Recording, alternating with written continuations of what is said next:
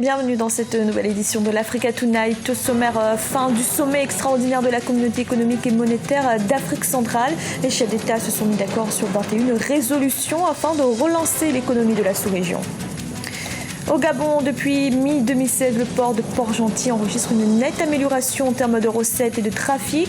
Le service des douanes constitue d'ailleurs l'un des maillons essentiels pour renflouer le caisse de l'État à travers les taxes prélevées sur les marchandises. Et les 13e championnats nationaux de tennis de table ont débuté au Congo. Plus de 150 jeunes issus de 9 départements s'affrontent jusqu'au 25 décembre. Le sommet extraordinaire de la CEMAC, la communauté économique et monétaire d'Afrique centrale, s'est achevé ce vendredi à Yaoundé, au Cameroun. Tous les chefs d'État de la zone CEMAC étaient présents. L'objectif était de trouver une stratégie de relance économique de la sous-région, fortement impactée par la chute des cours du pétrole. Les présidents des pays membres ont opté pour un ajustement structurel. Un sujet de la rédaction. Un ajustement vigoureux et structuré. Voilà la stratégie de relance économique sur laquelle se sont entendus les chefs d'État de la zone CEMAC, la communauté économique et monétaire d'Afrique centrale, lors du sommet extraordinaire qui s'est achevé ce vendredi 23 décembre au Cameroun. 21 résolutions ont été prises à l'issue des négociations qui se sont déroulées à huis clos. Quant à l'option de la dévaluation du franc CFA, elle a été écartée.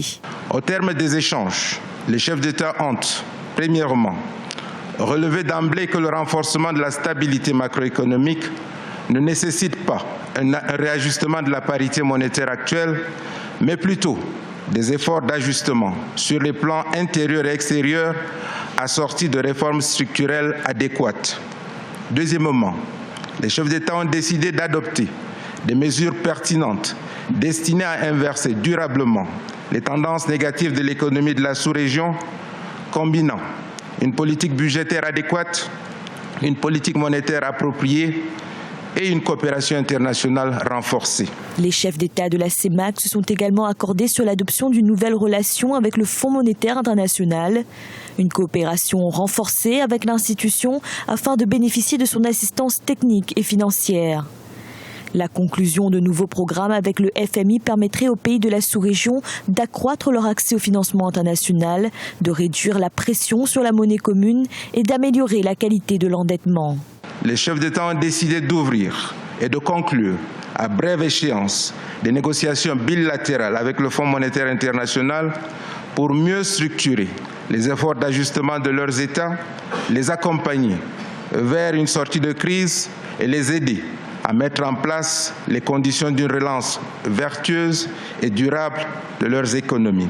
Selon la Banque des États de l'Afrique centrale, la croissance du produit intérieur brut dans la zone ne devrait pas dépasser 1% en 2016 contre 2,4% en 2015. D'où la nécessité de ces ajustements structurels à court terme, même si, à moyen terme, se profile pour les pays de la zone CEMAC un changement de cap de la gestion macroéconomique. Dans l'actualité également, fin du détournement de l'avion libyen et de la prise d'otage à Malte. Un Airbus A320 de la compagnie libyenne Africa Airways qui assurait un vol intérieur avait été détourné vers Malte ce vendredi 23 décembre avec 118 personnes à bord. Parmi les passagers, 2 hommes potentiellement munis d'une grenade auraient menacé de faire sauter l'avion. Le Premier ministre maltais a annoncé la fin de la prise d'otage. Au Gabon, depuis mi-2016, le port de Port-Gentil enregistre une nette amélioration en termes de recettes et de trafic. Le service des douanes constitue d'ailleurs l'un des maillons essentiels pour renflouer les caisses de l'État à travers les taxes prélevées sur les marchandises. Mais la crise du pétrole menace de ralentir les activités. Reportage de notre correspondant Douglas Toutoum.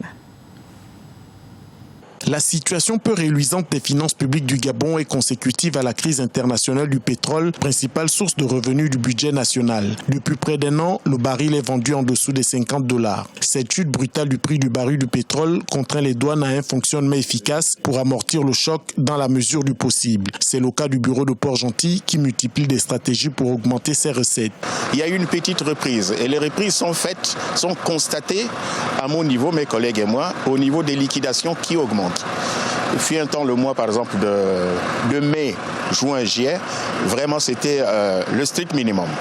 Maintenant là, avec la reprise de cours, la montée des cours du baril, Et nous commençons à constater sur les liquidations une augmentation. Le service de douane du port de Port-Gentil constitue un des maillons essentiels pour renflouer les caisses de l'État à travers les impôts et autres taxes prélevées sur les marchandises. Ce port maritime, le deuxième plus grand du pays, est le lieu du chargement et du déchargement des marchandises vendues dans le pays. Nous sommes sur la bonne voie, nous tendons vers la fin de l'année et généralement nous mettons aussi les pressions sur les opérateurs économiques qui avaient des restes à découvrir et ça c'est une démarche entreprise par le directeur général de douane qui nous a demandé de mettre la pression sur les opérateurs économiques qui n'avaient pas régularisé leur dossier parce que nous on ne fait que liquider, le trésor recouvre. Maintenant il y avait un déséquilibre entre la liquidation et le recouvrement. Maintenant nous faisons la pression sur ces opérateurs économiques et nous commençons à voir très clair parce que les chiffres ont augmenté. Avec un quai quasi désert, le bureau de la douane de Port-Gentil multiplie les stratégies pour atteindre son objectif pour l'exercice 2016, à savoir 127 milliards de francs CFA de recettes. Selon les statistiques officielles, depuis 2014, le trafic des marchandises enregistré au port de Port-Gentil tourne autour de 390 000 tonnes de marchandises traitées. Au Maroc, les superficies consacrées à la culture de l'olivier se sont établies en 2016 à plus d'1 million d'hectares. C'est ce qu'a annoncé Mohamed Sadiki, le secrétaire général du ministère marocain de l'Agriculture et de la Pêche maritime. Un chiffre qui représente une hausse de 31% par rapport à la superficie enregistrée en 2009. Pour rappel, la filière oléicole représente à elle seule près de 65% du verger arboricole national. Les 13e championnats nationaux de tennis de table ont débuté au Congo. Plus de 150 jeunes issus de 9 départements s'affrontent jusqu'au 25 décembre. Une première compétition majeure pour le bureau de la Fédération congolaise de tennis de table, nouvellement élu. Reportage de notre correspondant Eva Panzou. Juste de 9 départements de la République du Congo prennent part au 13e championnat national de tennis de table, couplé à la 12e coupe Denis Sassou Nguesso du 22 au 25 décembre au gymnase Henri Elende à Brazzaville. C'est l'occasion pour les participants de rêver le sacre national. Régis Kiassi, qui avait remporté la médaille d'or au circuit mondial de tennis de table à Agadir au Maroc en juillet 2016 face à un Qatari, se dit être l'un des favoris cette année. Je suis parmi les favoris de la compétition. La compétition dernière que j'ai remportée au Maroc, c'était le circuit mondial. Mon ambition est de remporter le titre parce que ça fait là beaucoup d'années que j'ai perdu ce titre. Je perds chaque fois au final. Cette fois-ci, je suis vraiment décidé de remporter ce titre. Ces compétitions sont les premières qui sont organisées par le nouveau bureau de la Fédération congolaise de tennis de table, élu le 5 novembre 2016. Les organisateurs s'inscrivent dans la continuité de leurs prédécesseurs. L'objectif des dirigeants du tennis de table congolais est d'organiser les compétitions dans tous les départements du Congo. C'est la continuité en marche telle que nous l'avons dit dans notre programme de développement. Nous continuons ce que nous avions entrepris depuis déjà trois Olympiades. Nous passons à notre 4e Olympiade. Donc on a été quasiment partout. Notre objectif, c'est d'organiser le championnat dans chaque département.